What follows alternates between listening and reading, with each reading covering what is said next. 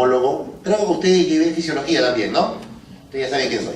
Muy bien, entonces conmigo van a llevar el resto de clases de lo que sería fisiopatología respiratoria. El día de ayer no pude venir, llegó recién ayer de viaje, y vamos a hacer hoy día la clase de lo que es insuficiencia respiratoria. Así que comenzamos de una vez. Bien, ¿cómo se define insuficiencia respiratoria? Viene a ser aquella incapacidad del aparato respiratorio para poder hacer intercambio gaseoso, ya sea para oxigenar la sangre o ya sea para eliminar el exceso de CO2. Si ustedes recuerdan, una función fundamental del aparato respiratorio es que llegue oxígeno a los tejidos y finalmente a las células y finalmente a las mitocondrias para que pueda haber la transformación energética. Bueno, la llegada de oxígeno a la sangre ocurre principalmente por vía del aparato respiratorio. Cuando el aparato respiratorio colapsa, fracasa y no permite que llegue adecuada cantidad de presión de oxígeno a la sangre, estamos frente a una insuficiencia respiratoria. Pero no solamente el oxigenar la sangre, es también botar el exceso de CO2. Si ustedes recuerdan biología y fisiología, el CO2 es el producto del metabolismo celular y tiene que ser eliminado vía los pulmones. Pero si es que los pulmones, o más aún los músculos respiratorios, no permiten el ventilar, el CO2 se acumula en la sangre y estaremos hablando de otro tipo de insuficiencia respiratoria. Así que hay dos acepciones. Hay una insuficiencia respiratoria donde hay problemas para oxigenar la sangre y otra para eliminar el exceso de CO2.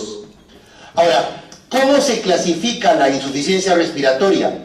La clasificación más usada es la fisiopatológica, la cual divide en dos tipos: la hipoxémica parcial o tipo 1, la hipercápnica global o tipo 2. Voy a dar el ejemplo. Voy por la calle y sin querer me atropella un carro y sufro un traumatismo torácico cerrado y a lo mejor tengo un neumotórax. Se me colapsa un pulmón por la entrada de aire a la pleura. Hace media hora yo estaba con una presión parcial de oxígeno en mi sangre de 96 milímetros de mercurio. Y después del accidente estoy con una presión parcial de 50, que significa que tengo una presión parcial menor de 60 milímetros de mercurio.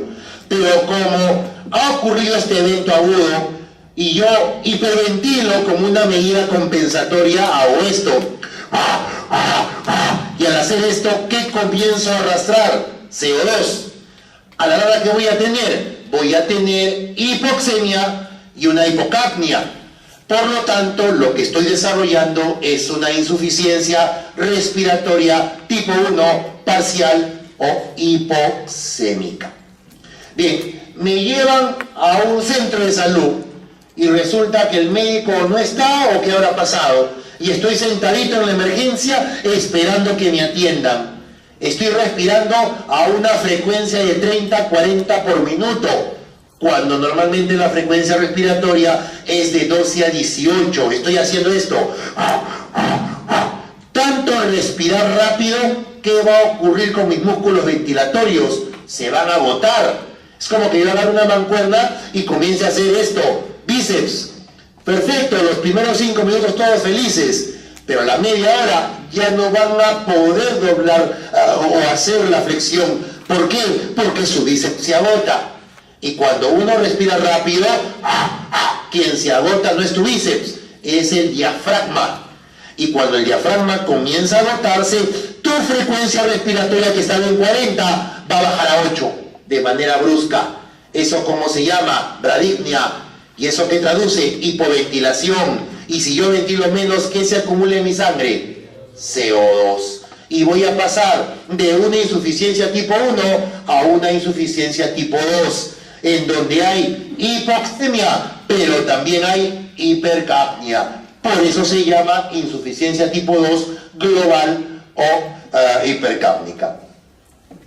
Bien, esta es más o menos la curva de saturación de la hemoglobina. Recuerden que en este eje está la saturación de la hemoglobina y en este eje la presión parcial de oxígeno. No todos tenemos máquina para analizar gases arteriales, pero podemos obtener de una manera indirecta cuánto es la presión parcial de oxígeno a través de un pulso oxímetro. Un pulsoxímetro, ¿cuánto cuesta? 100 soles, 150 soles. Lo pones en el dedo del paciente. Si la saturación de oxígeno de una persona está por debajo del valor de 90%, en este eje de acá, eso correlaciona, según la curva, con una presión parcial de 60 para abajo. Y recuerden la definición anterior, insuficiencia respiratoria es presión parcial de oxígeno igual o menor de 60, ¿sí o no? Por lo tanto, toda saturación por debajo de 90 traduce insuficiencia respiratoria. Si me satura 88, 81, 89 o 90, ese paciente está en insuficiencia respiratoria. Todo lo que están viendo sombreado es el área de la insuficiencia respiratoria. Lógico, si tengo un paciente que satura 40, estamos hablando de una presión de 20, extremadamente bajo. Cuando la presión parcial de oxígeno es muy bajo, riesgo de daño neurológico permanente. Es por eso que es importante, cuando hay desaturaciones, ofrecer lo más rápido posible oxígeno. ¿De acuerdo? Muy bien. Ahora, otra clasificación de la insuficiencia respiratoria es la clasificación clínica. Por ejemplo, tengo un episodio de asma bronquial y termino haciendo una crisis severa. Hace una hora estaba normal y ahora estoy en crisis severa. Todo ha ocurrido de manera rápida, ha ocurrido en menos de 7 días. Por lo tanto, se llama insuficiencia respiratoria aguda. Una neumonía, un tromboembolismo pulmonar, un neumotórax, una telectasia, una intoxicación por carbamatos, un trauma torácico, todos son causas de insuficiencia respiratoria aguda.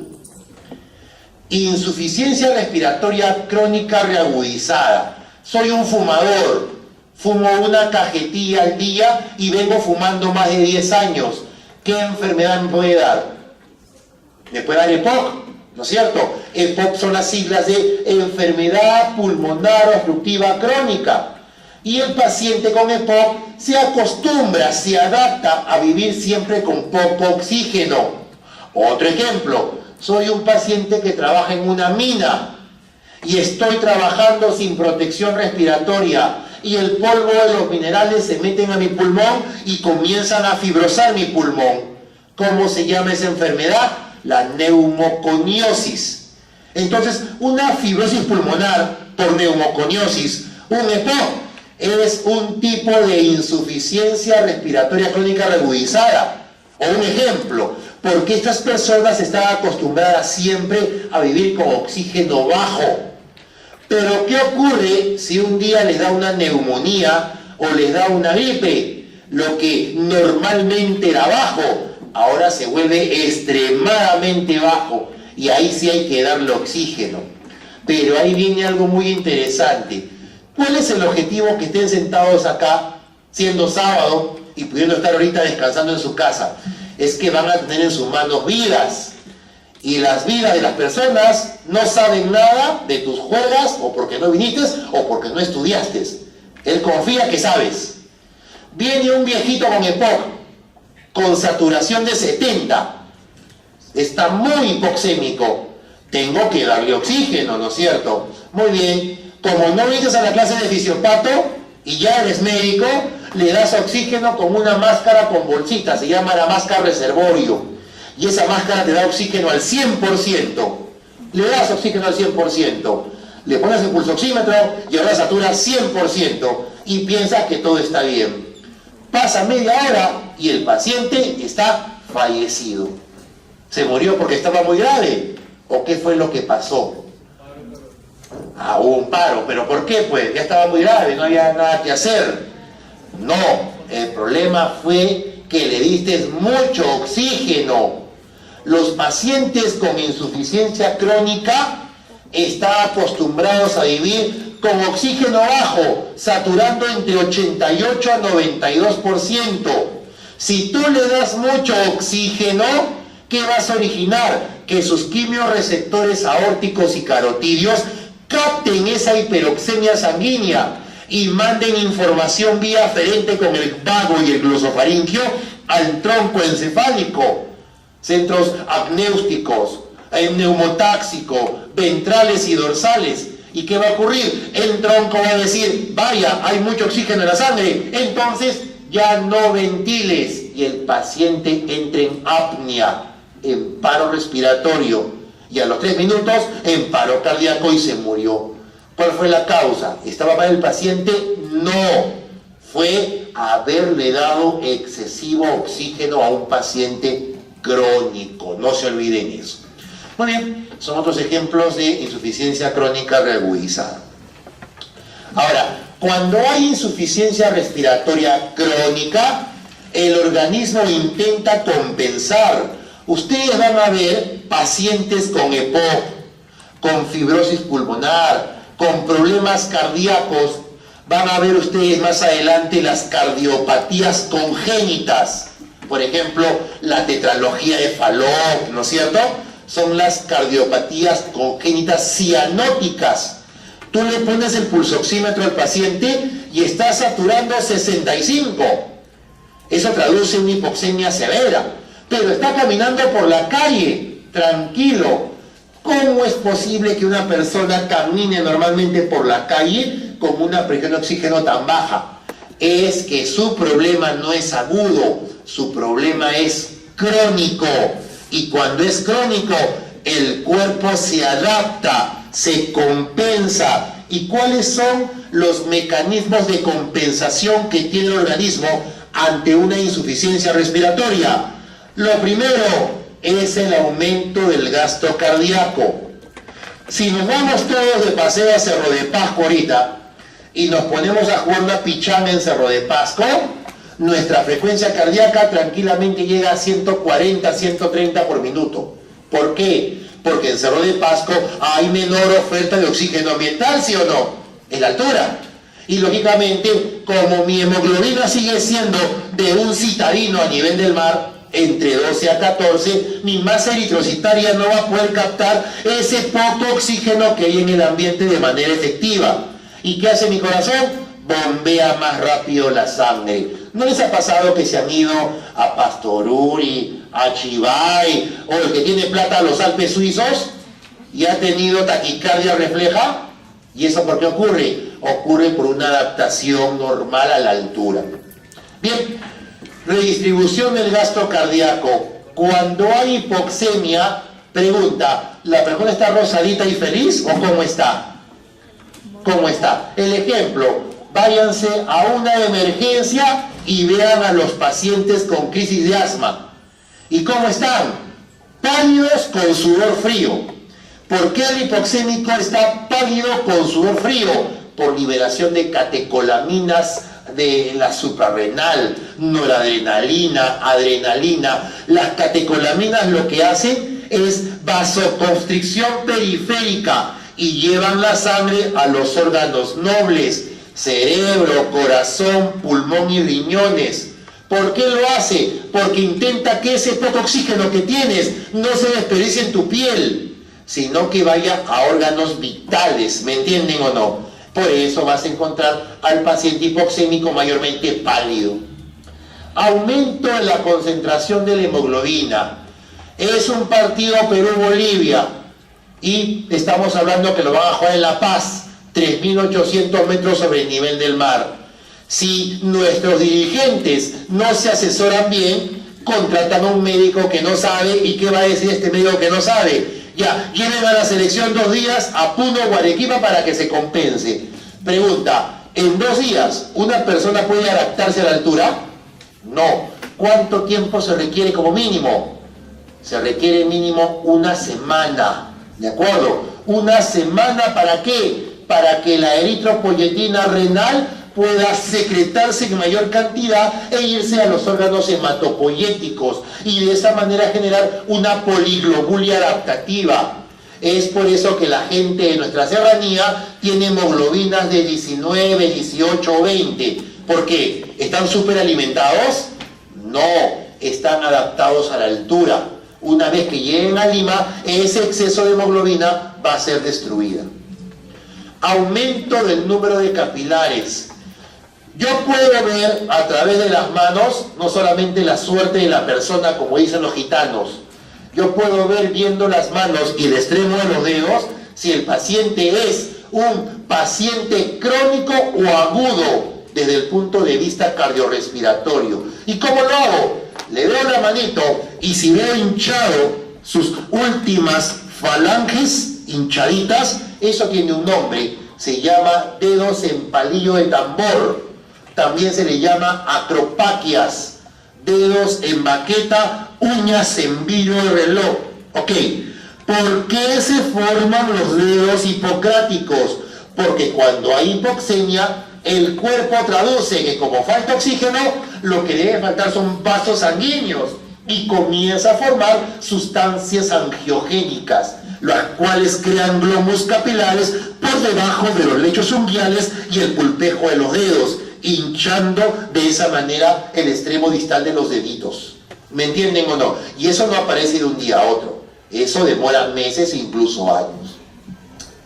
Aumento de la extracción de oxígeno. Lo que hace la hemoglobina cuando hay cuadros de hipoxemia es captar el oxígeno y rápidamente enviarlo a los tejidos. Es decir, tiende a haber una desviación fisiológica de la curva hacia la derecha.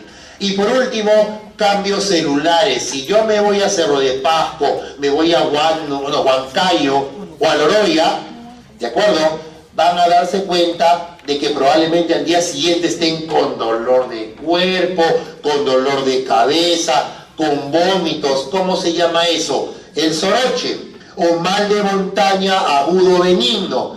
¿Por qué ocurre el soroche? No solamente por hipoxemia, sino que como no hay mucho oxígeno, nuestras celulitas utilizan mecanismos energéticos alternativos, como las vías de las pentosas, formando más cantidad de sustancias como el 2,3-disfosfoglicerato, y eso también acumula lactato y genera dolor muscular.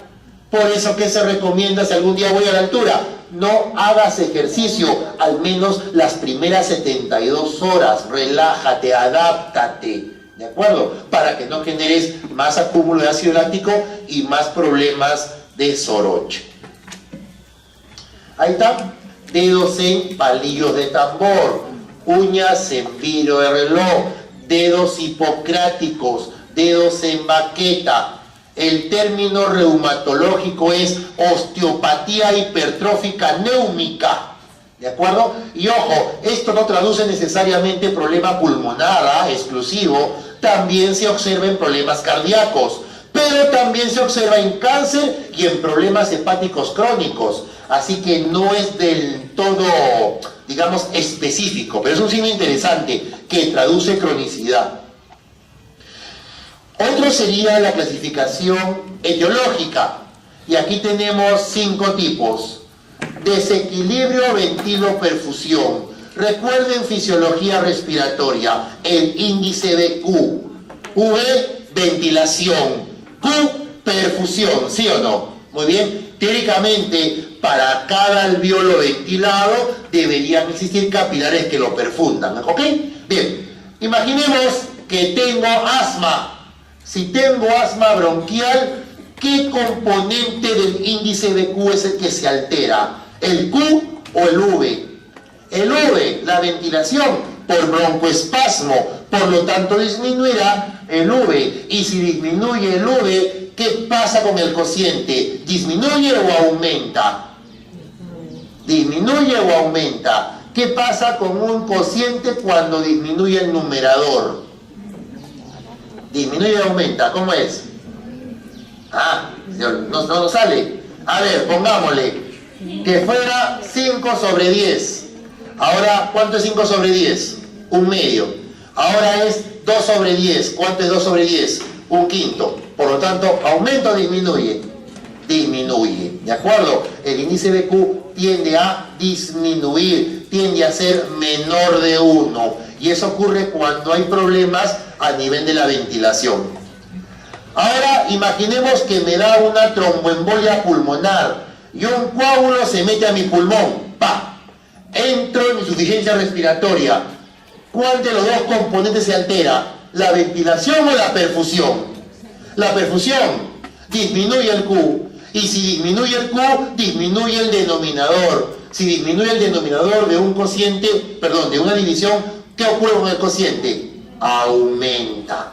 Por lo tanto, en procesos ventilatorios como neumonía, atelectasia, edema pulmonar, asma, el índice de Q tiende a disminuir patológicamente.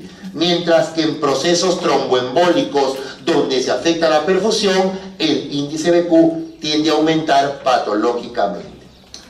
Otro es disminución de la ventilación alveolar. Imaginemos, he jalado fisiopato y no voy a llevar semio porque tengo que estar limpio de jalados. Me deprimo y me compro 20 diazepanes con una gaseosa para dar fin a mis días. Pregunta, ¿te vas a morir? No te vas a morir, pero sí vas a dormir rico. Y no solamente vas a dormir bien dormido, ¿no? Es que vas a respirar menos. De lo que era 12, 16, vas a respirar 8 a 10. ¿Qué ocurre cuando uno respira menos? Disminuye la ventilación alveolar. Y si uno ventila menos, repito, ¿qué se acumula en la sangre? CO2. ¿De acuerdo? CO2. Así que en la insuficiencia tipo 2, desde el punto de vista etiológico, aquí lo que ocurre es hipoventilación alveolar e hipercapnia. Tipo 1 y 3. Tengo asma. Si tengo asma, yo sé que es desequilibrio de Q a predominio del V, ¿sí o no? Pero resulta que voy a la emergencia y me atiende un médico decidioso y me dice, ¿sabes qué? Haz tu cola, compra tu ticket y saca tu hojita rosada. Y el pobre paquete asmático te hace caso, hace su cola de 20 personas y en la cola está haciendo esto. Por el asma, bueno, ¿de acuerdo? ¿Qué pasa cuando uno respira rápido por mucho tiempo? ¿Qué ocurre? Se agota y en un momento dado va a ser traído por el vigilante, todo caído, flácido y con una frecuencia respiratoria de 8. Se agotó. Por lo tanto, lo que era una insuficiencia tipo 1, ahora evolucionado a una tipo 2. Aquí estaríamos en el ejemplo de una tipo 1 más 2. Ejemplo, un paciente asmático que se ha agotado porque no lo atendieron en su momento. Perioperatoria, tipo 3. Toda cirugía de corazón, de los pulmones, de la jaula torácica o del hemiabdomen superior duele después de que se va la anestesia. Si me han hecho tremendo tajo porque tenía una, qué sé yo, una colecistitis, una colangitis, o a lo mejor, qué sé yo, algún tipo de cirugía cardíaca, una vez que la anestesia se va, me duele, y yo ya no voy a respirar de manera normal, voy a respirar algo así, por el dolor. Por lo tanto, ¿qué disminuye? Disminuye mi volumen tiral, mi volumen de aire corriente. Aparte de eso, no voy a poder toser bien la flema que se acumula. Y al final se produce una atelectasia. Ayer vieron la clase de atelectasia, ¿sí o no? ¿No es cierto? Colapso del parénquima pulmonar. Si hay una atelectasia grande, va a haber problemas oxigenatorios y se puede desarrollar una insuficiencia respiratoria perioperatoria. Tiene relación con las cirugías. Y por último, la tipo 4 por hipoperfusión. Pregunta, chicos, para que llegue el oxígeno a la célula se requiere buena vía aérea, pulmones sanos, buen corazón y ¿qué más? Buena cantidad de sangre, ¿sí o no? Buen nivel de hemoglobina. ¿Qué pasa si yo voy caminando por la calle, Dios no quiera, y una bala perdida me impacta en el muslo? Comienzo a sangrar, sangrar y sangrar.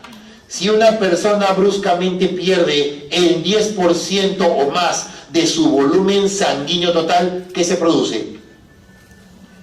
¿Ustedes ya llevaron primeros auxilios, sí o no?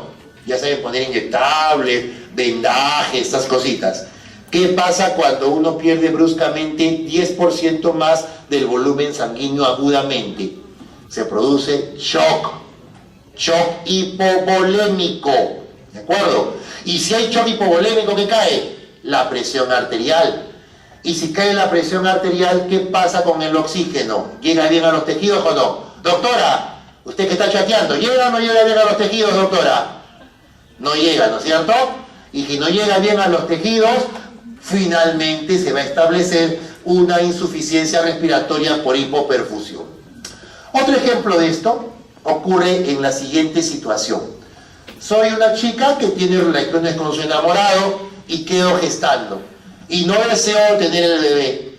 Camino por la calle y veo un cartel, esos carteles medio raros de atraso menstrual, que en el fondo son un cartel de aborto, ¿sí o no?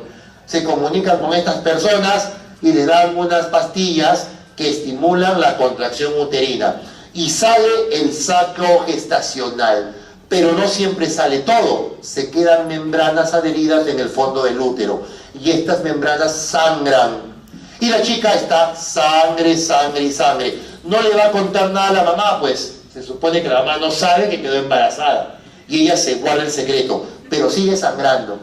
Comenzó con hemoglobina 14 y pasados los días su hemoglobina comienza a caer 12, 10, 8, 7, 6... Si la hemoglobina de una persona cae a valores por debajo de 4 gramos decilitro en menos de una semana, esa muchacha va a terminar haciendo insuficiencia respiratoria por hipoperfusión. Por lo tanto, hipoperfusión traduce dos acepciones: o hipovolemia por pérdida de sangre o anemia severa aguda. ¿De acuerdo? Por ejemplo, vemos que esta plaquita, y en esa plaquita ustedes no han llevado radiología, lo van a llevar, pero quiero que sepan que aquí se puede ver muy bien el pulmón del lado derecho, pero en el lado izquierdo ¿se ve pulmón? No, se ve todo completamente blanco. ¿Por qué? Porque es una atelectasia, un colapso del parénquima pulmonar.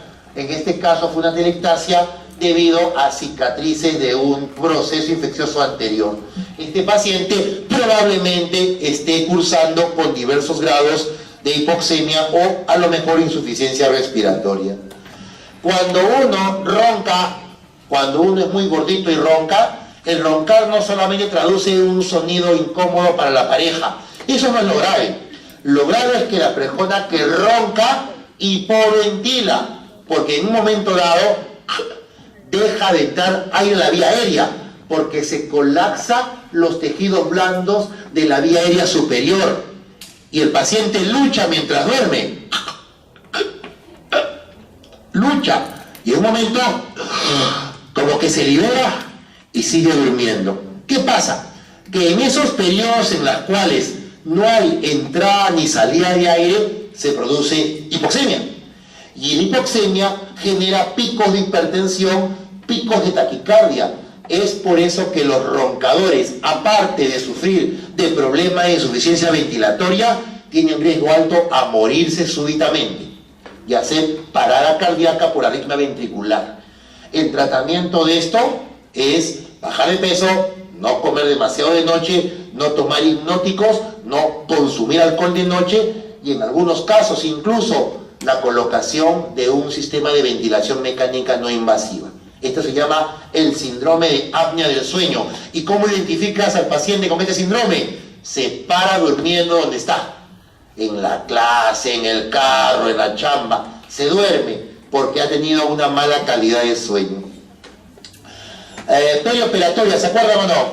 Perioperatoria, una nena que ha sido lobectomizada por un quiste hidatídico. Y aquí podemos ver un drenaje doble lumen torácico. ¿Eso duele o no duele? Duele. Si no manejamos bien el dolor de esta paciente, va a ser hipoventilación. Y aquí vemos lo mismo, ¿no, doctor? Doctor, ¿sí o no? Al próximo que lo vea chateando lo manda afuera, ¿ok? Ahí me ha costado venir acá. Me he tenido que pedir permiso y venir acá. Lo único que quiero es respeto y que atienda, ¿ok? Aquí ven aquí el tajo, ¿no? Es una gran toracotomía en un paciente al cual se le ha hecho una neumonectomía por secuela de TB. Pregunta, ¿duele o no duele? De hecho que duele. y si no ha recibido una adecuada analgesia o anestesia postquirúrgica, olvídense, ese paciente va a ser insuficiencia respiratoria. Y ahí está el pulmón, ¿no es cierto? Bien, fisiopatología de la insuficiencia respiratoria, una sería los cortocircuitos. ¿Qué significa cortocircuitos? Los CHAM, ¿no es cierto? La mezcla de sangre oxigenada con desoxigenada. Bueno, existe un CHAM fisiológico, ¿se acuerdan o no, fisio? Sí, ¿no es cierto? El drenaje de las venas bronquiales en las venas pulmonares, ¿se acuerdan o no la clase? Bien, pero cuando hay algún tipo de problema pulmonar, este CHAM se incrementa. Les voy a decir cómo. Miren esta imagen. Voy a retroceder un poquito. Ya, ahí. Chicos, pregunta. Aquí hay un corazón un pulmón que funciona y aquí hay un pulmón que no funciona, ¿sí o no? Perfecto, ya. Ustedes saben que la arteria pulmonar que nace del ventrículo derecho se divide en dos ramas, ¿no es cierto? Llevando sangre a cada pulmón. Pregunta, ¿la sangre que va del corazón a este pulmón se oxigena o no? ¿Sí? Sí, perfecto. ¿La sangre que va del corazón a este pulmón se oxigena o no? No. Pero al final, ¿se van a reunir o no? Claro, en las venas pulmonares. Eso es un cortocircuito. ¿Se dan cuenta o no? Cuando más afectación pulmonar hay, aumenta el índice de CHAM, aumenta el cortocircuito, porque en este caso esta sangre que llega acá no se va a oxigenar y al final se va a unir con las venas pulmonares en la aurícula izquierda y se va a mezclar con la que se oxigenó. Entonces, ¿qué hago si tengo un paciente que ya perdió un pulmón? Imaginemos que ese pulmón está destruido y el paciente queja mucho de disnea y de saturación. Lo que se debe hacer es sacar el pulmón, no porque no sirva, en el fondo no sirve, sino para clampar la arteria pulmonar de este pulmón que no sirve. Y al clamparla, toda la sangre se va al pulmón bueno y se oxigena completamente y eliminamos el CHAM.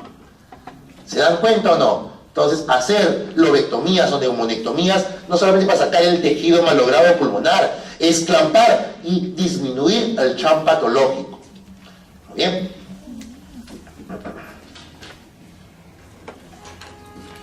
Bueno, otra causa fisiopatológica de la insuficiencia respiratoria hipoxémica o hipóxica, desequilibrio ventilo-perfusión, ya hemos hablado, ventilación, asma, fibrosis, atelectasia, neumonía, edema, y en el caso de perfusión, principalmente los procesos tromboembólicos o las embolias. Esto lo vimos en fisiología, ¿se acuerdan o no? El índice BQ. Lo ideal es que el índice BQ sea igual a 1. Tanto alveolos ventilados como perfundidos. Al final las preguntas, ventilados que perfundidos, ¿de acuerdo?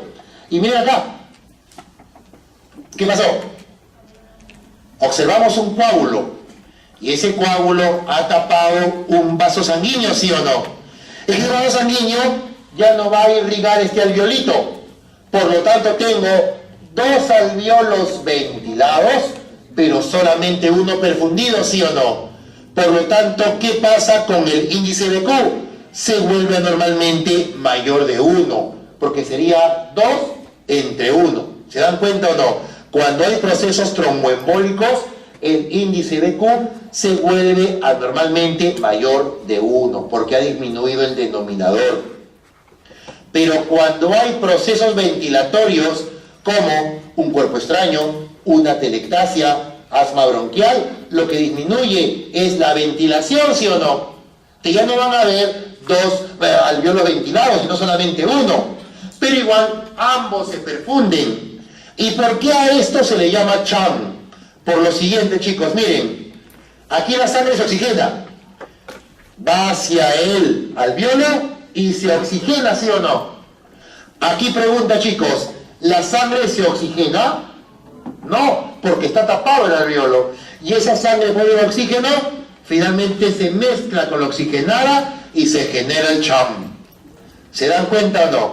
Por lo tanto, los problemas pulmonares que afecten al alveolo incrementan el índice de CHAM. Lo que vimos en la radiografía, pues. ¿Me entienden? Bueno, otra causa y fisiopatología de el problema de insuficiencia hipóxica o hipoxémica es que me vaya a la altura, ¿no? ¿A partir de qué nivel del mar se considera altura? ¿Por encima de cuánto? De 2.500, ¿de acuerdo? 2.500 metros se considera altura. ¿Hasta cuándo es compatible la vida en la mayoría de seres humanos? 6.000 metros. Aunque hay gente que ha soportado los 8.800 del Everest, ¿no es cierto? Del Everest, pero no es la mayoría. Bueno, inhalación de gases tóxicos, enfermedades cardíacas y la hipoventilación, ¿no? Recuerden que hipoventilación es cuando respiro más lento y menos. Y cuando yo respiro menos, no voy a permitir que el CO2 salga y se acumula CO2 en mi sangre. Ahí está, altura. No se olviden que cuando uno va a la altura, pueden aparecer dos complicaciones. El mal de montaña agudo benigno y el mal de montaña agudo maligno. El mal de montaña agudo benigno se llama soroche. El mal de montaña agudo maligno se divide en dos. El edema pulmonar de altura, que te mata, y el edema cerebral de altura, que también te mata. Pero si yo me quedo vivir en la altura, ¿qué ocurre? Puedo desarrollar el mal de montaña crónico y se llama la enfermedad de monje. ¿De acuerdo? La enfermedad de monje. Muy bien, no se olviden, uno puede morir en la altura. ¿Y qué hago si me está dando edema cerebral o edema pulmonar y me puedo morir? El tratamiento es oxígeno y rápidamente evacuarlo a niveles más bajos al paciente. Si no, se te muere. No, doctor, yo tomo mate de coca, me compro mi cápsula de sorochín, nada de eso tiene evidencia de ser bueno hasta el momento. Lo único que te protege contra el soroche es que asciendas lentamente. Y por ahí hay un medicamento que sí se ha visto cierta respuesta, que es la acetazolamida, que es un diurético. Bien, otra causa, mejor dicho, fisiopatología de insuficiencia hipóxica o hipoxémica es que en la membrana alveolo capilar haya colágeno que lo fibrose y de esa manera no puede haber intercambio de gases. Eso se llaman las fibrosis pulmonares o neumopatías intersticiales, que es su sinónimo. Y por último, otra fisiopatología de insuficiencia hipóxica, anemia. No se olviden que hemoglobina menos de 4 en menos de 7 días va a traducir definitivamente insuficiencia respiratoria, ¿no? Hipoxemia, gasto cardíaco inadecuado. Ustedes van a ver gente que está cianótica y tiene una fracción de inyección cardíaca o sistólica, caramba, del 20%. Aquí el problema no es pulmón, aquí el problema es corazón. ¿De acuerdo? Muy bien. Bueno, estos son imágenes tomográficas del pulmón, tomografías del pulmón. Y lo que están viendo son diferentes formas de fibrosis pulmonar. Cuando yo digo fibrosis pulmonar, es como decir fiebre, porque hay más de 200 causas de fibrosis pulmonar. No es una enfermedad, son muchas enfermedades. Lo característico es que el pulmón se comienza a fibrosar y ya no tiene la consistencia de esponja, sino la consistencia de un corcho. Y la difusión de gases se ve alterada, dado que fibras colágenas van a infiltrar la membrana alveolo capilar y no van a permitir la difusión de oxígeno y en estadios avanzados de CO2. Ahí está, la membrana alveolo capilar. ¿En cuál de todas estas tiende a meterse el colágeno? Aquí, en el intersticio. En el intersticio es donde más se mete el colágeno y es el responsable del desarrollo de las fibrosis pulmonares. Y hay varias causas, ¿no? Ahí está, miren el alveolo cómo comienza a degenerarse y miren cómo comienza a haber acúmulo de fibras colágenas. Esta es una imagen de un paciente que está saliendo de un distrés respiratorio agudo, que es una inflamación severa del pulmón debido a múltiples causas. Pero así como se fibrosa por distrés, se fibrosa por medicamentos, infecciones, radioterapia, quimioterapia, neumoconiosis o inhalación de polvos inorgánicos, etc. Miren, fibrosis, esto no es pulmón ya, Esto prácticamente es un corcho, duro, fibrótico. ¿Por qué? Por inhalación de sílice. Los que trabajan en las minas, albañiles, picapiedreros, marmoleros, arcilleros, ladrilleros, ellos inhalan el polvo del sílice. Recuerden que el sílice es el elemento más abundante en la tierra y conforma la arena, conforma el cemento. Si no usan protección, van a terminar así. Bien, ahora vamos a la parte hipercápnica, es decir, fisiopatología de las hipercapnias. Hipercapnias es cuando se acumula CO2. A diferencia de la hipoxemia, cuando hay acúmulo de CO2, mayormente el paciente no se denota pálido y frío, se le denota rubicundo y con sudor caliente, porque el CO2 en aumento genera vasodilatación periférica y genera mucha confusión. El hipoxémico es renegón, ¿eh? Cuando ustedes sean médicos o sean internos y vean pacientes con asma o con hipoxemia, no esperen que les salude con besito. Les va a gritar, peor si los ven chateando. Les van a gritar y ustedes no se van a poner a pelear, pues. Es lo menos recomendable. Debe recordar la clase de que está renegón, está hipoxémico. Nebulízalo, ponle oxígeno y van a ver cómo cambia su carácter. En el caso del el hipercápnico no es renegón. El hipercápnico habla incoherencias. Se le ve rubicundo con sudor caliente y te habla cosas que no son. O como por ejemplo, oye, apágate la candela que se queme el arroz. Que estás en plena emergencia, que tiene que ver una otra cosa con otra. Está haciendo ya trastornos delusivos. Y en casos más severos, el hipercápnico se duerme. Se llama narcosis por CO2. ¿De acuerdo? Que un hipercápnico se comience a dormir es sumamente grave, porque traduce en su medio interno acidosis respiratoria severa. Bueno, le voy a dar un ejemplo interesante. ¿Quiénes sufren de hipercapnia? Mayormente los crónicos.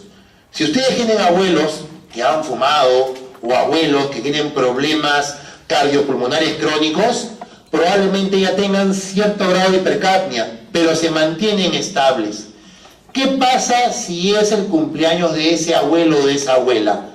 Va la familia, le trae una torta de chocolate con marja blanco y les apuesto que el abuelo se lo come.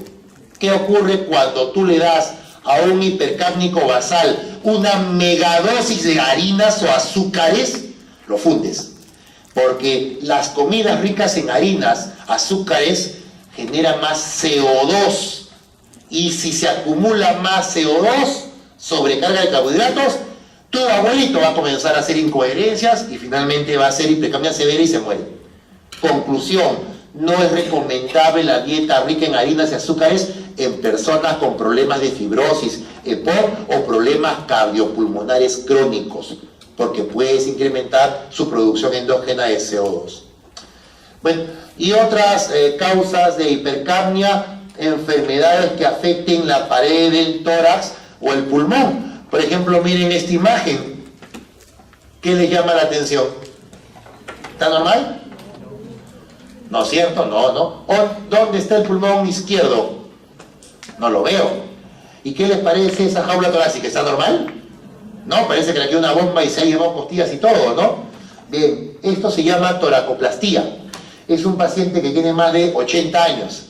Y hace más de 80 años no había tratamiento farmacológico para TBC. Para evitar que el paciente se muera por la tuberculosis, ¿qué se hacía? Se le sacaban costillas al paciente y los músculos pectorales se metían adentro, colapsando el pulmón.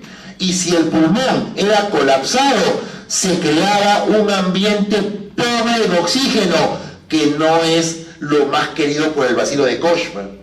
Entonces, como el pulmón se colapsaba, ya no había oxígeno, el bacilo de Koch finalmente moría. Pero ¿cómo quedaba el paciente? Con tremenda secuela. ¿Me entienden? Es el tratamiento quirúrgico de la tuberculosis en la era preantibiótica. Bueno, otras causas de hipercapnia o ira hipercápnica son los problemas del sistema nervioso central y sistema nervioso periférico. Ejemplo, llego a mi casa a las 10 de la noche, abro mi frigider, muerto de hambre, y veo una lata de duranos que ya estaba abierta y no sabemos cuánto tiempo antes. Agarro y me la como. ¿Qué puede haber pasado? Que ya se contaminó con Clostridium botulani y yo al ingerir ese alimento hay toxina botulínica, eso que usan para el botox, pues, ¿de acuerdo? Para las arruguitas. Ya. La toxina botulínica, cuando uno la ingiere, genera bloqueo neuromuscular y el paciente muere, por decirlo así, prácticamente ahogado, porque no hay posibilidad de contracción de los músculos ventilatorios por bloqueo. Bueno, ese es el caso extremo. En el mejor de los casos no muere, pero entra en una marcada insuficiencia ventilatoria. Otro ejemplo de esto es el síndrome de Guillain-Barré. Por ejemplo, me como un arroz con mariscos y no sabía que era alérgico al pulpo. Va a pasar que esa noche hago fiebre y no sé por qué, pienso que me he intoxicado. Al día siguiente intento pararme y tengo mucha debilidad. A los 2 días ya no puedo pararme. Y no solamente no puedo pararme, no puedo respirar bien.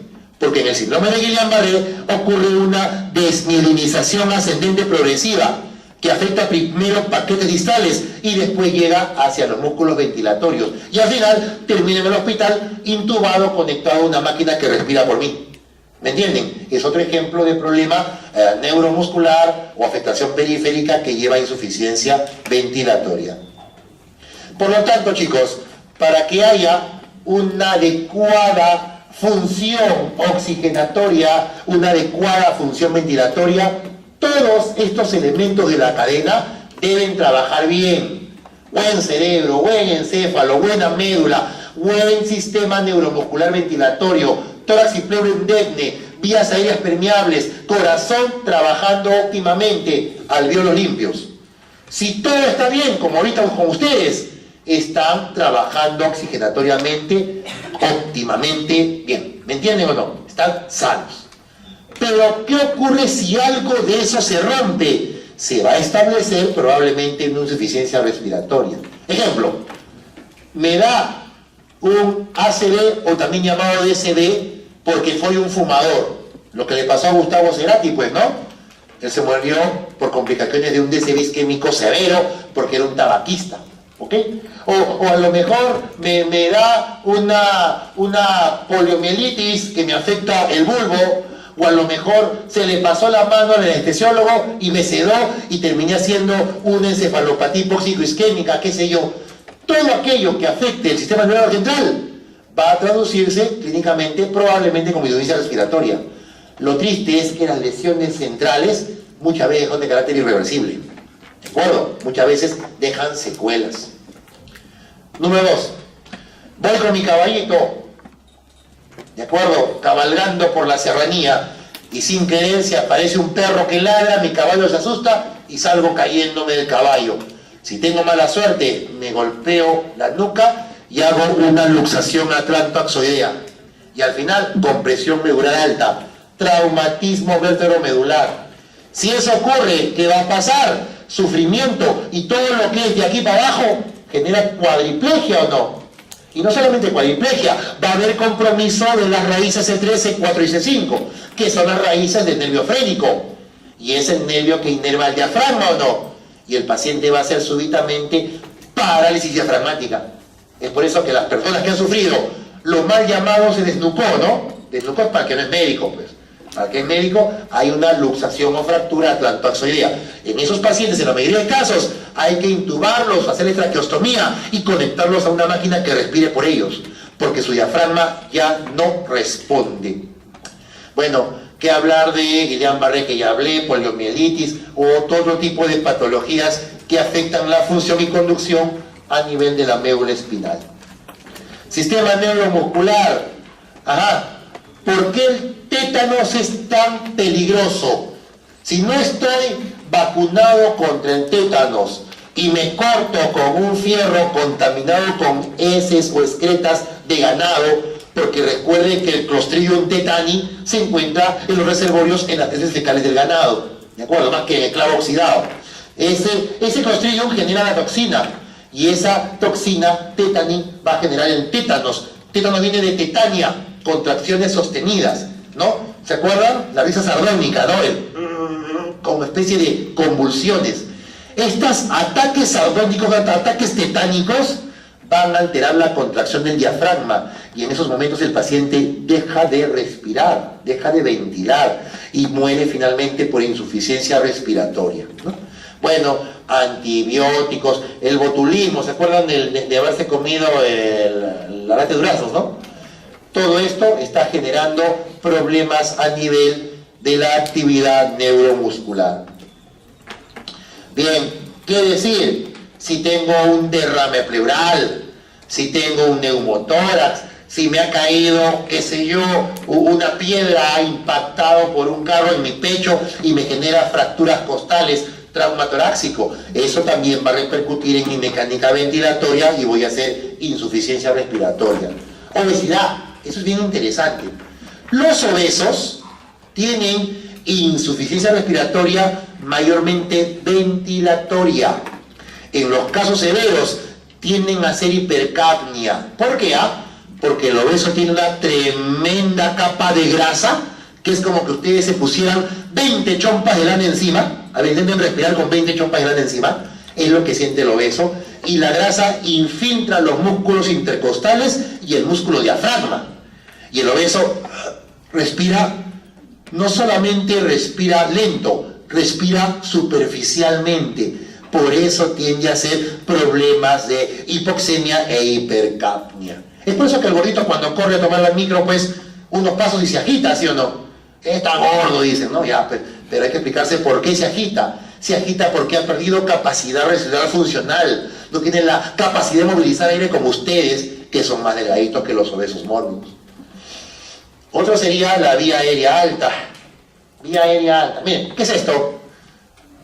Si vemos acá, observamos pulmón del lado izquierdo. Pero pregunta, ¿ven pulmón derecho? ¿Sí? No. Todo es negro. Es decir, es aire. Y el pulmón es esto que está acá. ¿Ven esta prominencia? Eso es pulmón colapsado. ¿Cómo se llama esto? Neumotórax.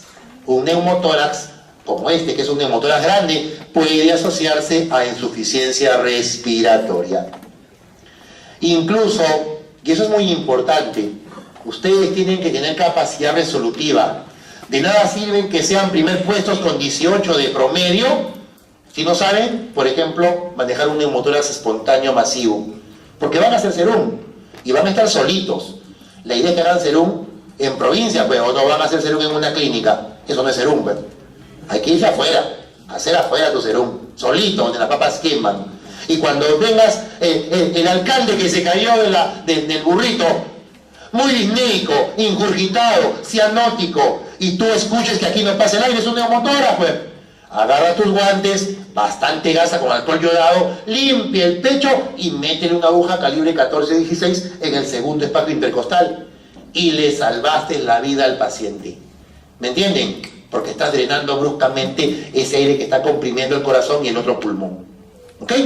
Este es un ejemplo, por ejemplo, de insuficiencia respiratoria, ¿no? Vía aérea alta. Tenemos epiglotitis, laringitis, adenoides. El ejemplo típico de esto es, por favor, ponme esta ampolla de penicilina que estoy mal de los bronquios. Y tú, como ya llevas test inyectable, se la colocas de buena gente. Bueno, de buena gente está yendo al infierno, no se olviden. Metes la ampolla y no sabías bien que ese paciente era alérgico a penicilinas. ¿Y cómo se manifiesta la alergia? Con edema de glotis. Recuerden que la glotis es el espacio entre las dos cuerdas vocales inferiores o verdaderas, ¿sí o no? Y si se hinchan, se obstruye la vía aérea. Y el paciente va a hacer esto. Y se comienza a poner cianótico. Entra en insuficiencia respiratoria. Y si no sabes hacer una traqueostomía o intubar, se te muere. Y te vas a la cárcel. ¿Se dan cuenta o no? A menos que tengas pues tu hidrocortisona, tu adrenalina, tu clorfenamina, para que inmediatamente se lo apliques. Pero mayormente no lo tenemos. ¿Me entienden o no? Entonces se van dando cuenta que lo que están estudiando no es cosa de juego. Todos los días los médicos nos jugamos el pellejo.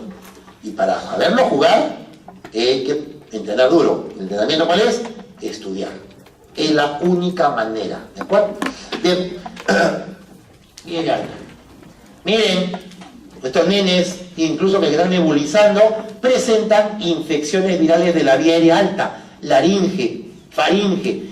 En este caso es el CRUP. CRUP, C-R-U-P, es una laringitis por un virus, el virus para influenza, que afecta mucho a pequeños y en casos severos puede provocar insuficiencia respiratoria. Sistema cardiovascular, lógico pues, si tengo un corazón muy debilitado por una insuficiencia cardíaca o tengo algún tipo de edema pulmonar o tromboembolia que afecte su funcionamiento, voy a entrar en insuficiencia respiratoria.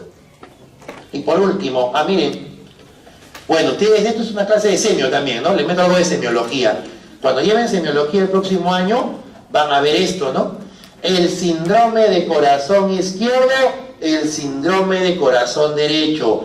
Al síndrome de corazón izquierdo se le llama el asma cardíaca, ¿no?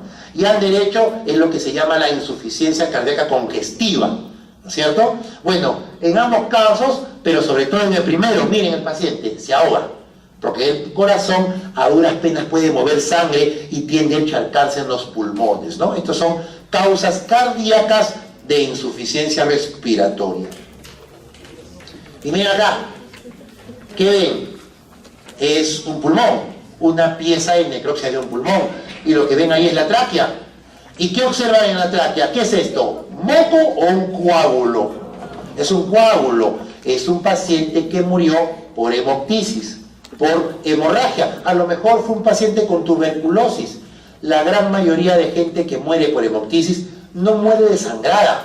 Muere porque el coágulo tapa la vía aérea y muere sofocada, muere ahogada en su sangre, como en el caso de este paciente. Lógicamente, antes de morir, ese paciente ha de haber desarrollado severa insuficiencia respiratoria.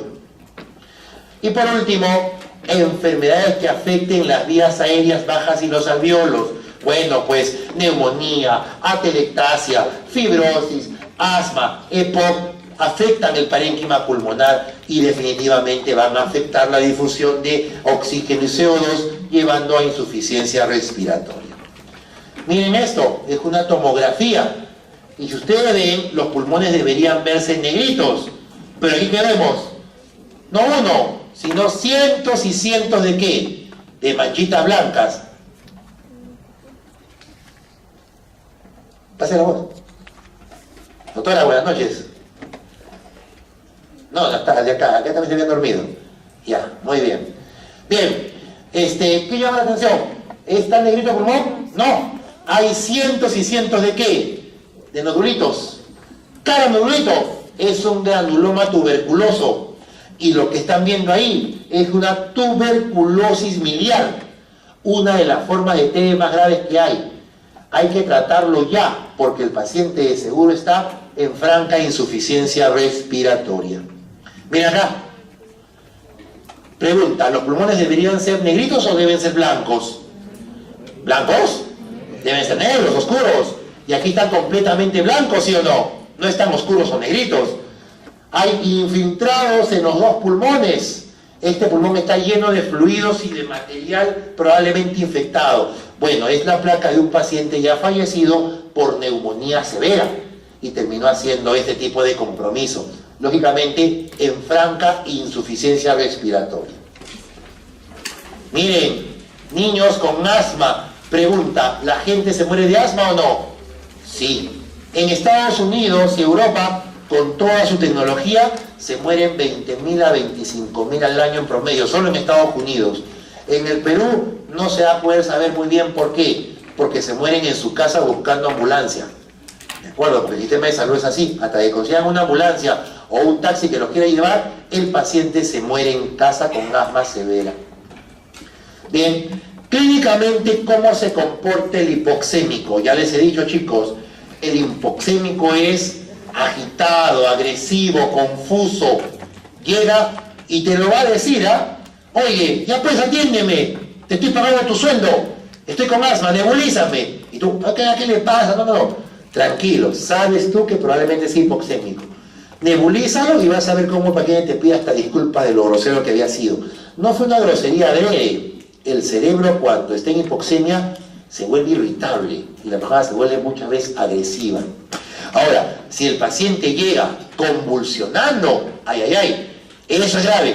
Al paciente inmediatamente a shock trauma, hay que intubarlo, hay que sedarlo y darle soporte probablemente con ventilación mecánica.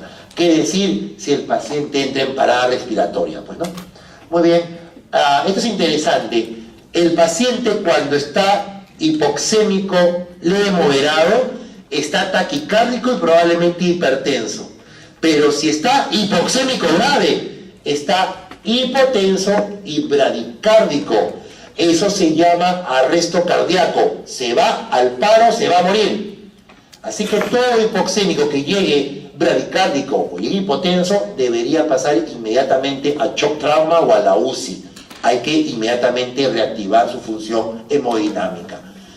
Doctor, me duele mucho la cabeza cuando tengo asma en las noches. Claro, porque cuando hay hipoxemia hay vasodilatación periférica y eso implica dolor de cabeza del asmático que no está controlado. Puede haber shock, disnea, tirajes, cianosis. Disnea, hay varias formas de disnea. Disnea, cuando estoy echado, se llama ortopnia. Cuando estoy parado, se llama platignia. Cuando estoy de costado, se llama trepopnia. Y cada uno traduce un tipo de fisiopatología. Y cuando hablo de cianosis, es la coloración azul violácea de piel y mucosas. Y hay dos tipos de cianosis, la central y la periférica. Pero muchos se confunden. Cuando yo les pregunto a mis internitos o a mis residentes, a ver muchachos, si tengo mis uñas de manos y pies moradas, ¿qué cianosis es? ¿Central o periférica? El 90% me dice periférico, y eso es falso. ¿De acuerdo? La cianosis central se ve en uña de manos y pies de todo el cuerpo. Se ve en lengua, labios y esclera. La cianosis central traduce hipoxemia, caída de oxígeno en la sangre. ¿Y dónde se ve la cianosis periférica? Se puede ver también en el extremo de una mano, pero en una mano. ¿Cómo? Agarro una cuerda, me amarro el brazo y dejo que no llegue sangre a mi mano. Pregunta, ¿se pone morada o no? Sí, la periférica traduce hipoperfusión, baja de la circulación. ¿Me entienden o no? Ahora, ¿pueden coexistir las dos? Sí pueden coexistir. Váyanse al Everest, pues. Párense en el Everest un rato y van a ver cómo las orejas se les ponen moradas por cianosis periférica, al igual que la nariz. Pero se ponen azules completamente por hipoxemia, que traduce cianosis central. Así que pueden haber las dos a la vez también. No son excluyentes. Bien, esto ya hemos hablado. Hipercapnia. Los hipercápnicos mayormente son confusos, hablan incoherencias, en casos severos se vuelven somnolientos o soporosos, es decir, tienden a hacer letargo. Puede haber flapping. Flapping es esto, miren mi mano. Cuando lleven semio van a hacer esto, ¿no? A los pacientes con problemas de cirrosis, agarran la manito y la sueltan y hacen este movimiento repetido. Se llama asterigis o flapping. Este asterigis o flapping no es patognomónico de los pacientes con cirrosis. También se puede ver en pacientes con hipercapnia. Puede haber hipertensión endocraniana, coma, arritmias, vasodilatación periférica. Es por eso que el hipercápnico es rubicundo con sudor caliente. Bien, ya estamos acabando. Hablemos ahora de hipoxia. ¿Qué diferencia hipoxia de hipoxemia? Hipoxemia es caída de oxígeno en la sangre. ¿Qué es hipoxia?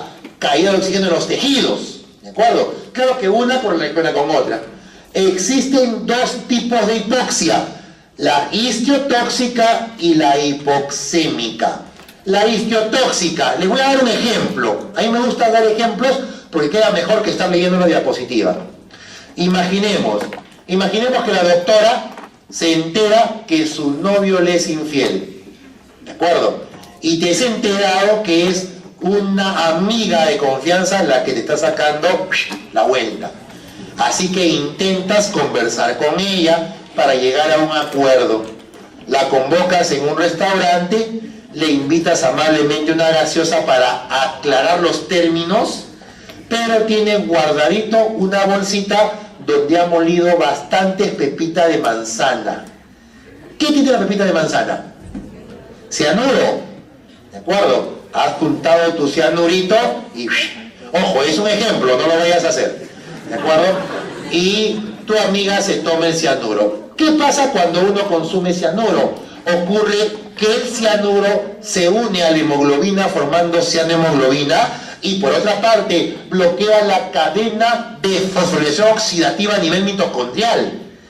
¿Qué ocurre? Que la persona comienza a hacer insuficiencia respiratoria y no porque falte oxígeno, sino porque no lo puede usar en sus mitocondrias. ¿Me entienden? Y eso es muy grave. Así que un ejemplo de hipoxia histeotóxica es el envenenamiento por cianuro. Y otro ejemplo es la sepsis o infección generalizada, donde las toxinas de las bacterias o gérmenes intoxican el tejido y lo mismo bloquean el accionar de la mitocondria. Hipoxia hipoxémica, esta es la más sencilla porque es la más frecuente. Es cuando hay una hipoxia tisular porque hay poco oxígeno en la sangre. Y eso ocurre porque me voy a la altura, porque me da asma, me da neumonía, me da telectasia, me da tromboembolia, o tengo problemas cardíacos, o tengo fibrosis. Es decir, la gran mayoría de patologías cursan fisiopatológicamente con hipoxia hipoxémica.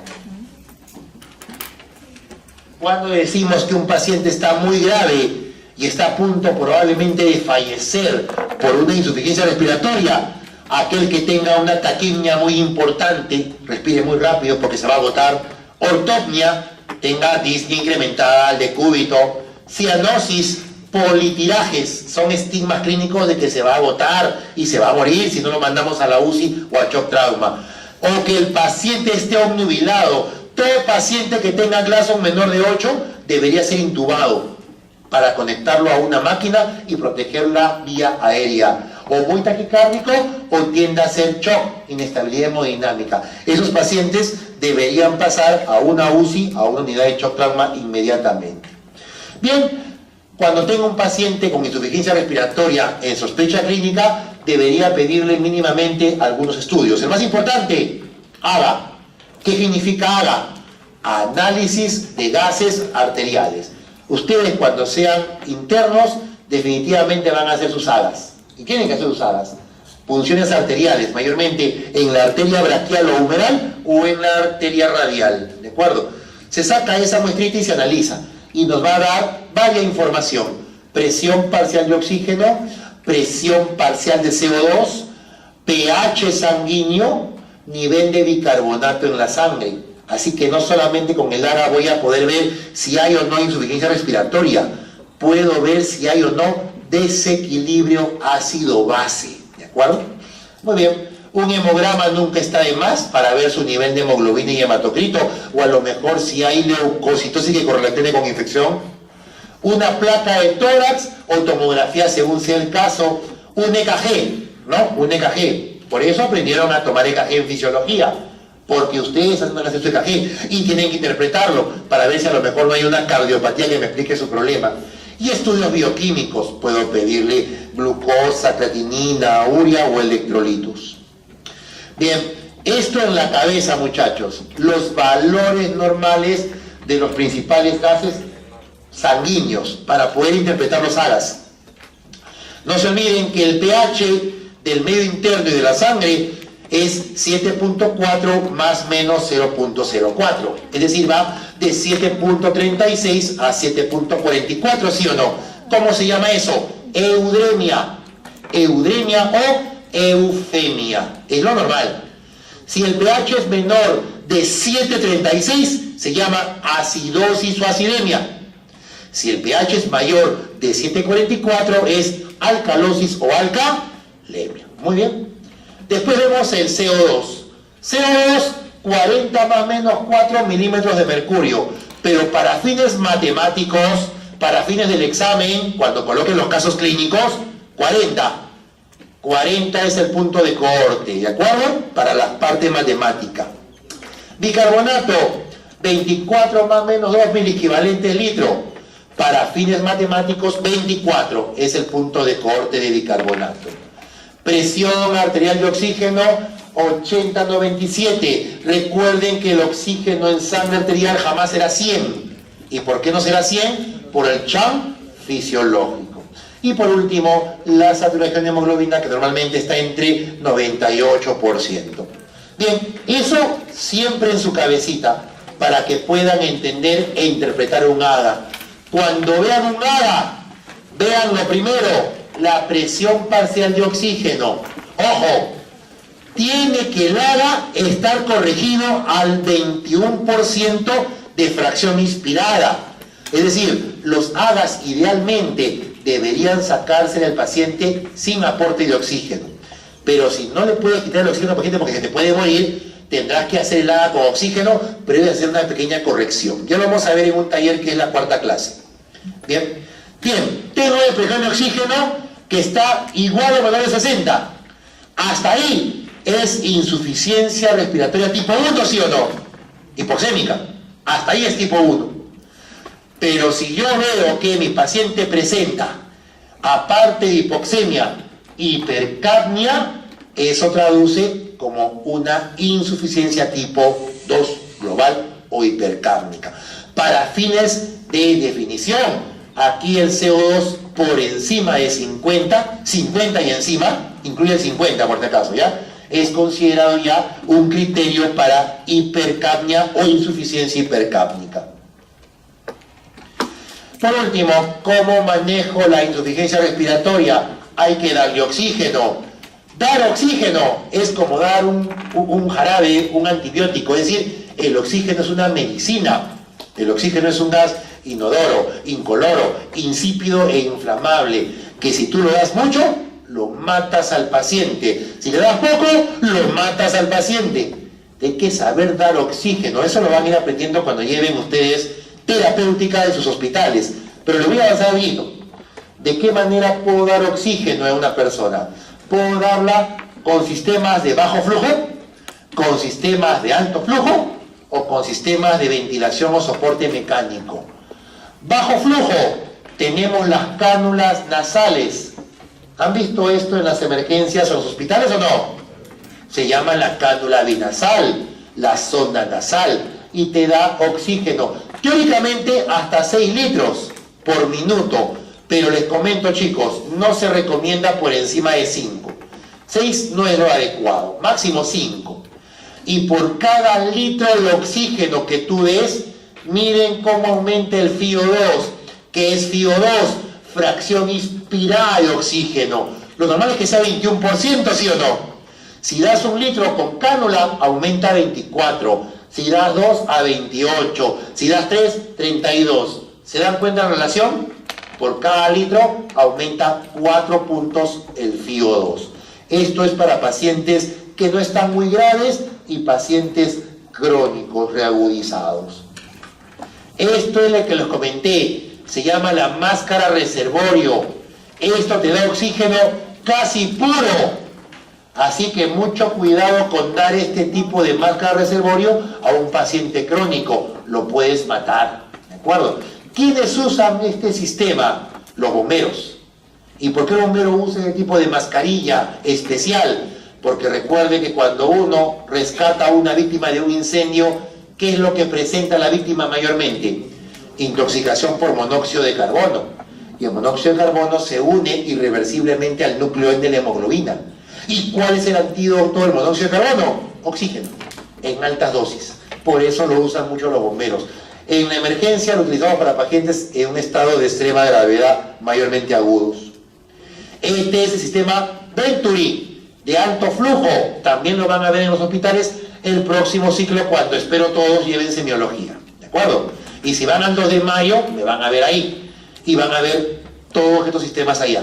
Y aquí vemos el Venturi. Da flujos grandes que puede llenar el volumen tidal. Y de esa manera el paciente llena su capacidad pulmonar y puede ventilar adecuadamente. Es recomendable para pacientes agudos o crónicos reagudizados. Pero si el paciente ya no ventila bien porque está agotado o porque está muy delicado o está comatoso, podemos colocar inicialmente en aquel que todavía no está comatoso, está despierto, esto, sistema de ventilación no invasiva. Miren aquí, una máscara facial, una mascarilla nasal, una mascarilla nasooral. Esta es como que tuvieras a una persona que te esté dando respiración boca a boca y la máquina le sopla aire al paciente. Suena incómodo, pero realmente es la gran cosa, entendiendo que son pacientes que ya se han agotado de respirar. Le da un soporte. Pero si tu paciente ya no respira por sí solo, o tu paciente está en hipoxemia grave, o está hipercápnico severo, o está muy fatigado, o está en coma, olvídense, no queda otra que hacer una intubación. Intubar al paciente y conectar al paciente a una máquina de ventilación mecánica. Eso ya no lo maneja el neumólogo, lo maneja el emergencista o el intensivista. ¿Se entendió, muchachos? Por último, ¿cuánto oxígeno uno recibe del medio ambiente? Ya saben, 21% de 760, más o menos 150 y tantos. ¿Cuánto llega a la sangre arterial? 100. ¿Cuánto llega a la célula? 23. ¿Y cuánto llega a la mitocondria? 3. Es por eso que es importante la oferta ambiental para que haya una adecuada, o al menos una adecuada cantidad de oxígeno a nivel de la mitocondria, que es donde queremos que finalmente llegue. Ahora, el oxígeno no es tan lindo como creen, ¿ah? Si yo lo uso mal, puedo dejar ciego a un recién nacido prematuro. Puedo provocar lesiones irreversibles de su vía aérea, displasia broncopulmonar. Puedo generar fibrosis pulmonar por aumento de free radicals. Puedo generar lo que vimos hace un rato, que el paciente hipoventile y generalmente haga apnea o bradignia cuando son crónicos. Incluso puedo generar atelectasias porque el oxígeno en exceso arrastra el nitrógeno de los alvéolos. ¿Listo? ¿Se entendió? Muy bien, chicos. Entonces tenemos clase el próximo viernes, ¿no? El próximo viernes a las 3 nos vemos y el próximo lunes acabamos el capítulo, ¿ya? Estudien para su seminario de tabaquismo, ¿ya? Vienen preguntas de tabaco y les he mandado ahí 3 artículos interesantes con respecto a tabaco. Listo, gracias, chicos.